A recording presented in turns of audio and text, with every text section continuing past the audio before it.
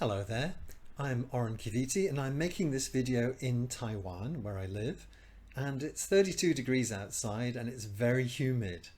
So whilst it's not exactly an extreme of light and heat, I'm following the theme of this month's ACU, and I'm going to talk about using hot moxa to treat hot conditions, namely sore throat. If I ask most people what the contraindications are for moxa, then they usually say, oh, it's contraindicated for hot conditions.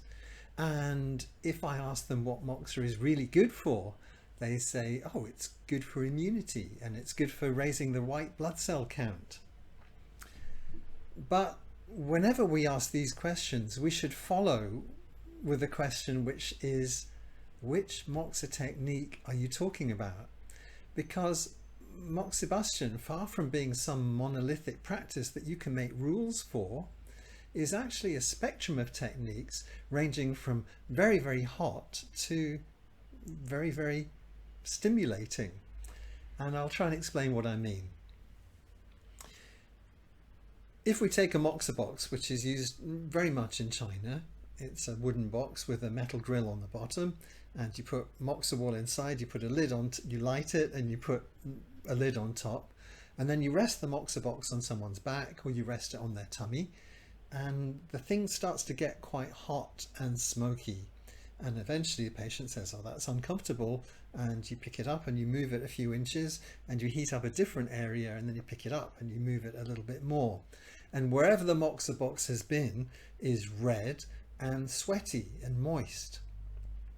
So no one's going to disagree that this is a heating technique.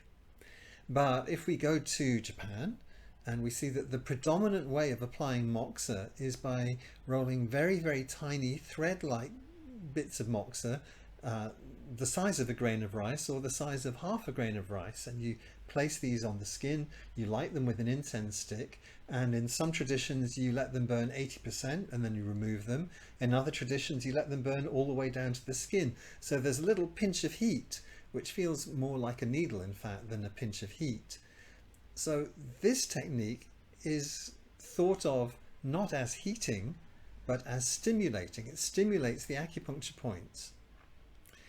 And in fact, this technique can be used in hot conditions. For example, in the Japanese moxibustion canon, it's very common to use rice grain moxibustion on GV14 for fever.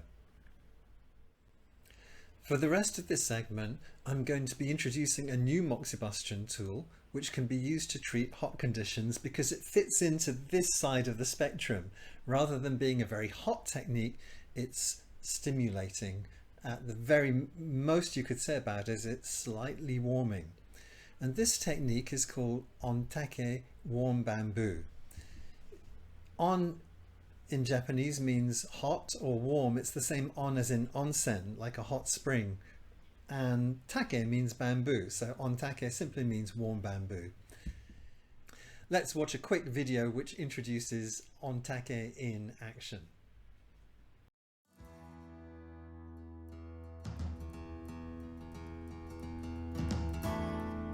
Fill a piece of bamboo with moxa wool. Pack it firmly.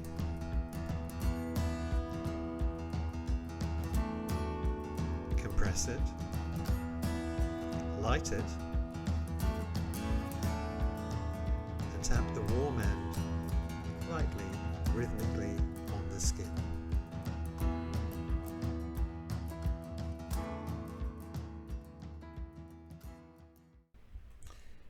As you can see, this is just a piece of heated bamboo. It's stuffed with moxa, and you light the moxa and the thing gets warm. And it's like a moxa box, in other words, but it's much, much smaller. The dosage of heat is much, much less, and it's very agile and it's very rhythmic. In fact, it's so rhythmic, it can be applied with a metronome. I'll talk about that in a second. And it's very, very safe to apply, and it's very easy to learn. So easy to learn, simple to apply, and very safe. It can be used in all kinds of ways. It can be used to apply a root treatment, in other words, a whole body regulating treatment. And it can also be used for branch treatment, which is what we're going to be talking about. We're going to be talking about it to treat sore throat. And it can also be used for pain relief, which I won't be talking about in this segment, but we can use it using holographic models or mappings like Dr. Tan's mappings to treat pain distally. And it also can be used as an adjunctive treatment, and that's very often how I use it in my practice, where I do my root treatment and then I follow up or close using Ontake on the back shoe points just to balance the body, and that has a really nice consolidating effect on the pulse. Now, theoretical models we use can be something called Dr. Manaka's meridian frequencies, which I've talked about a little bit, where Dr. Manaka was a Japanese doctor and MD who researched frequencies of beats per minute which affect different parts of the body, from the lateral aspects to the medial aspects, and he mapped out frequencies for each of the 12 meridians. So we can apply Ontake with a metronome and exploit Dr. Manaka's meridian frequencies.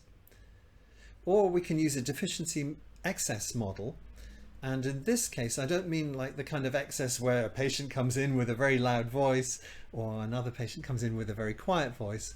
I mean simply that we palpate the skin and we look for signs of deficiency and excess. So for example, if the skin is cold and there's not an even distribution of heat in an area, we can use Ontake to balance yin and yang, to balance hot and cold. And this can have holistic effects throughout the body. And finally, we can talk about holographic mapping, such as Dr. Tan's normal and reversed images and mirror, or Dr. Manaka's octahedral model, which I'll talk about later.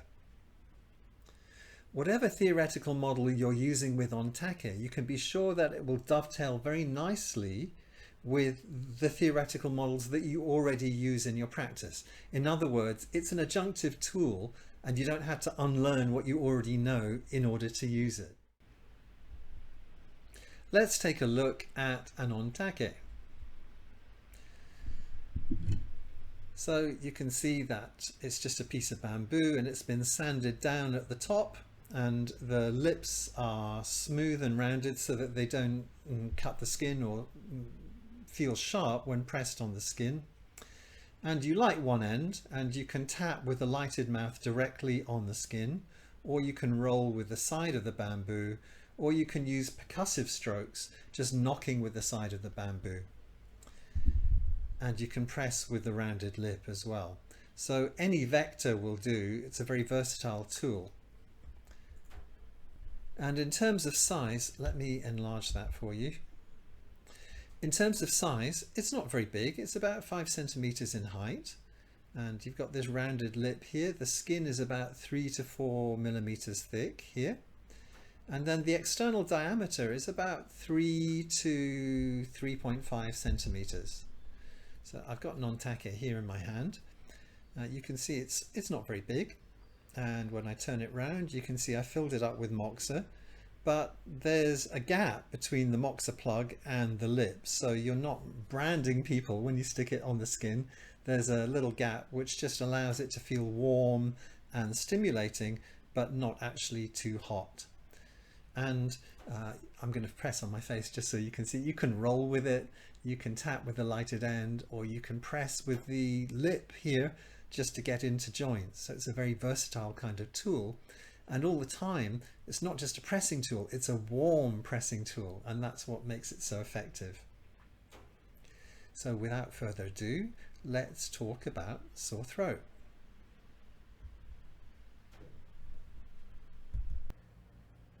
So it's a bit later in the day. You can tell I've got a different presentation system here, and it's a bit hotter as well. And when I record, I can't use the air conditioning, so I am really living the theme of extremes of light and heat. I'd like to continue this presentation by talking about Ontake some more. So we already saw that it's like a very mobile moxa box, and it can be used for balancing. So we find areas of deficiency and areas of excess and we try and balance them. And in a very simplistic way, this can just be cold areas and hot areas. And we palpate for excess and deficiency. And what I'm going to do now is introduce you to a very simple theoretical model which can be used to treat midline pain, in particular sore throat.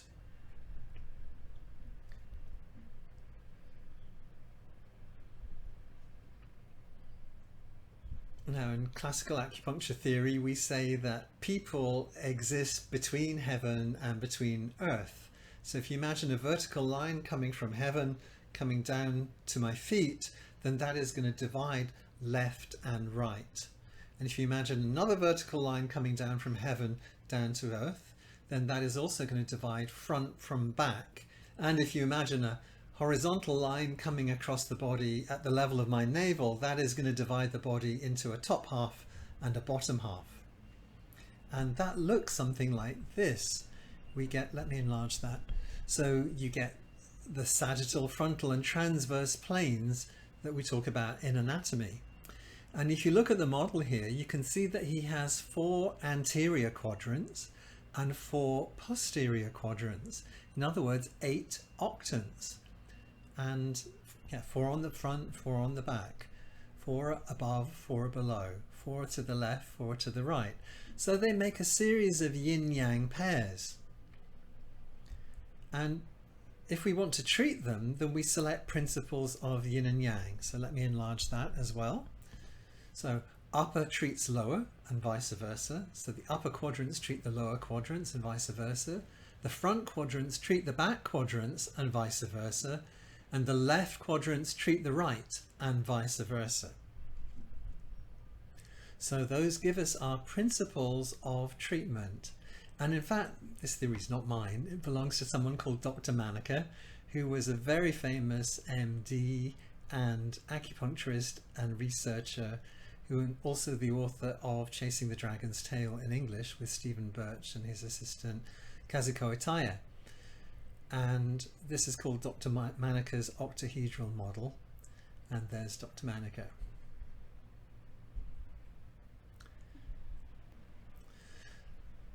If we now turn our attention to sore throat, we can start to locate it in terms of these quadrants.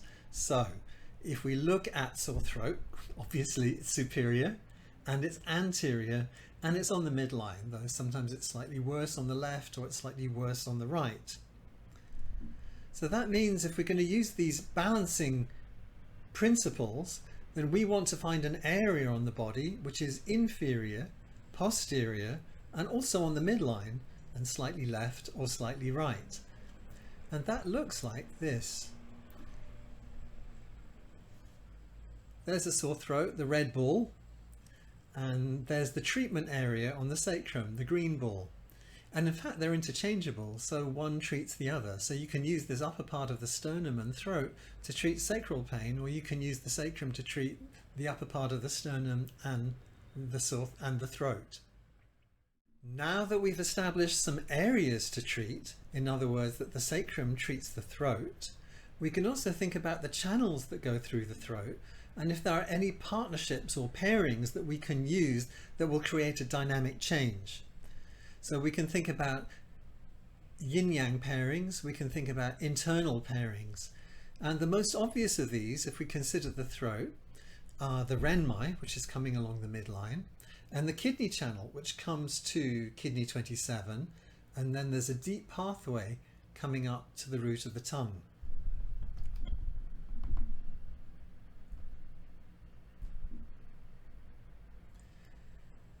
Well, what can we pair with the kidney channel and the renmai that goes through the sacrum? I think the choice is very easy. We know that the dumai pairs with the renmai, so that's going through the sacrum, and the bladder channel pairs with the kidney, and that's also going through the sacrum. So we're going to treat these two channels at the level of the sacrum in order to relieve the pain and discomfort of sore throat. Enough talking, why don't we see how we can do that? How do we apply Ontake? The first thing you want to do is check the sacrum for reactions. By reactions, I mean areas of hot and cold, or puffiness, or areas of pressure pain. So make a note of those reactions, and those are what we're going to try and treat. So we're just going to light our bamboo.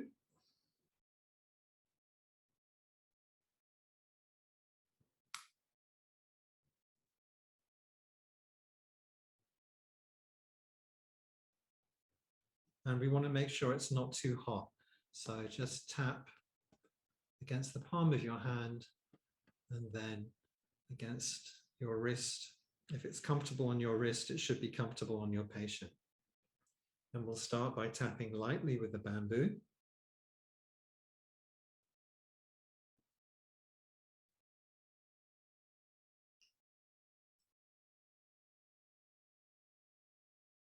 And then you can get your patient to swallow and see whether there's been a change in the sensation of the sore throat. Then you can start to do rolling. Rolling is slightly deeper. So just rolling with the bamboo, working into the tissues of the sacrum.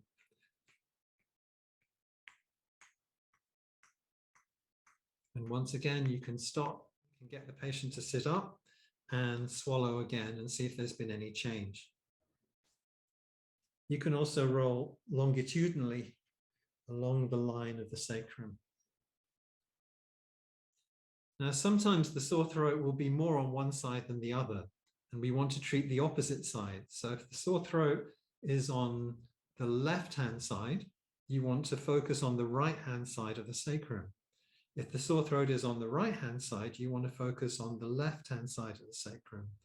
And if the sore throat is right in the middle, you focus more on the midline. So let's assume that someone has sore throat on the right. We would be rolling slightly more on the left here. And once again, check for reactions. If the pressure pain has changed, then you can finish. Well, I hope you found that interesting. Ontake has become my go-to method for treating sore throat. Now, it's not that it's the only thing I do. I do my normal acupuncture thing first. So I'll do my root treatment and I'll try and get the body into harmony first. And then when I turn my attention to the symptom, I'll use Ontake on the sacrum. And this really is my go-to method, and it's worked every single time I've applied it, apart from once when I was demonstrating in Japan and I had a very large group of 50 or 60 students, and a woman volunteered to be the model because she had sore throat, but I didn't have the heart to pull her trousers down in front of such a large group and work on her sacrum. It just felt inappropriate. So instead I started doing Ontake through her jeans, which were quite thick. So her pain was 7 out of 10, and during the course of the demonstration it went down to about 5 out of 10. So I was a bit disappointed and I shut the demonstration down. But 20 minutes later she came up to me and said that the pain had completely gone. It had gone from 7 to 0. So what had happened is that the effect of the thick jeans had moderated the heat that she could feel, and the heat therefore was not as powerful and not as quick acting as it is usually when I work directly on the skin. And once 10 or 15 or 20 minutes had gone by, then the effects of the acupuncture took root, and then she felt much better, and that's when she kindly came and told me that she was feeling much better. So the lesson is that the heat is a very important component to treating heat and inflammation at the opposite end of the meridian. Interestingly enough, you can flip it round and you can use any area on the midline to treat any opposite area on the midline. So this is also really good for pubic symphysis pain, for example. If someone's pregnant and has pubic symphysis pain, then you can treat up here, because that's posterior and superior to the pain which is inferior and anterior. So the same principles apply. Well, I hope you found this interesting, and in a minute I'm going to post some links so that if you want to follow up you can. Primarily I have a YouTube channel called the Ontake channel, and there's lots of stuff there. You can watch people being treated with Ontake for all kinds of things.